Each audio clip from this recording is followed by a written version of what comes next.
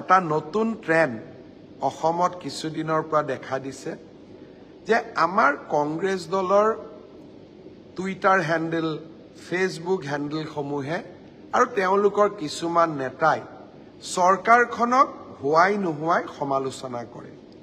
যোৱাকালি মই যেতিয়া ঝাৰখণ্ডত আছিলো একাংশ লোকে অসমৰ সোশ্যাল মিডিয়াত হাহাকাৰ লগাই দিলে যে অসমৰ চৰকাৰী চিকিৎসালয়সমূহৰ পৰা দৰ্জনে ডক্টৰে পদত্যাগ কৰিছে।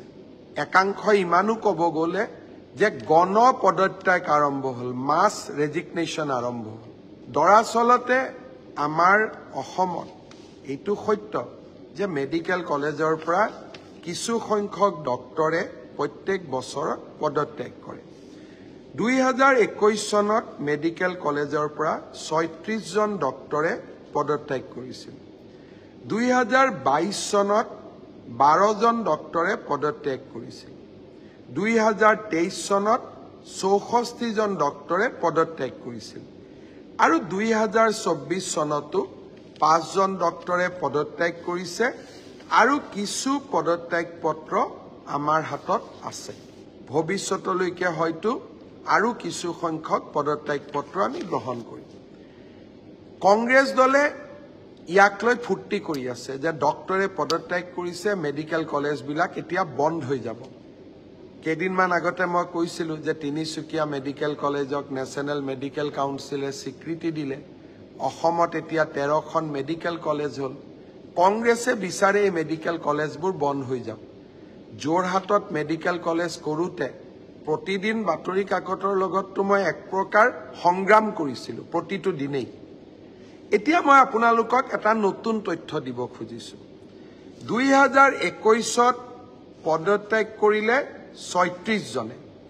2021ত নতুন ডক্টৰে কিমান নিযুক্তি ল'লে? মেডিকেল কলেজত 2021ত 36 জনে পদত্যাগ কৰিলে, কিন্তু নতুন ডক্টৰ কিমান এপইণ্টমেণ্ট হ'ল? 2021ত নতুন ডক্টৰ এপইণ্টমেণ্ট হ'ল 2079, 279। 36 জনে পদত্যাগ কৰিলে, 279 জনে নতুন চাকৰি পালে। তাৰ মানে আমাৰ লাভ হ'ল নে লোকচান হ'ল? নেটটো আমাৰ গেইনে হ'ল। 2022ত 12 জন ডক্টৰে পদত্যাগ কৰিলে আৰু 2022ত মেডিকেল কলেজসমূহত 441 জন নতুন চিকিৎসকে নতুনকৈ যোগদান কৰিলে। ভাবি চাওক, 441 পদত্যাগ কিমানে কৰিলে?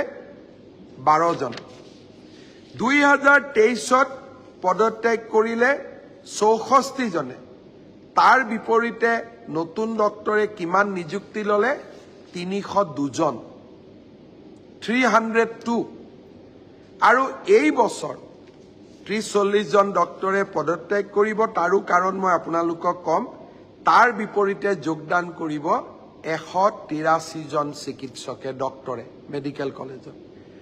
2016 চনৰ পৰা যদি আমি হিচাপ কৰোঁ, 2024ত ভাৰতীয় জনতা পাৰ্টিৰ চৰকাৰৰ দিনত মেডিকেল কলেজসমূহত 1676 নতুন ডক্টৰে যোগদান কৰিছে।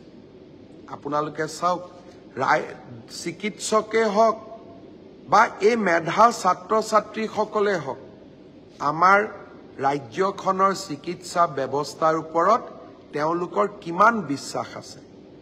এতিয়া পদত্যাগ কিয় কৰে? প্ৰথম কথা, চৰকাৰী চাকৰিত অৱসৰৰ সময় হ'ল 60 বছৰ।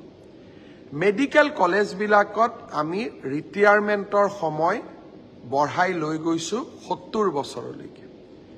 এতিয়া 60ৰ পৰা 70 বছৰ বয়সত বহু ডক্টৰে কাম কৰিব নোৱাৰে, কাৰণ শৰীৰ সকলোৰে একে নাথাকে। বহু কেইজন জ্যেষ্ঠ ডক্টৰে আমাক আহি কয় যে 60 বছৰলৈকেতো ছাৰ কাম কৰিলো, এতিয়া পৰিয়ালৰ লগত থাকিম, অকণমান সময় দিওঁ, গতিকে এক্সটেনশ্যনটো আমাক নালাগে। তাৰ মানে 70 বছৰলৈকে মই কাম কৰিব নোখোজো। তেওঁলোকক আমিতো বিদায় দিব লাগিব।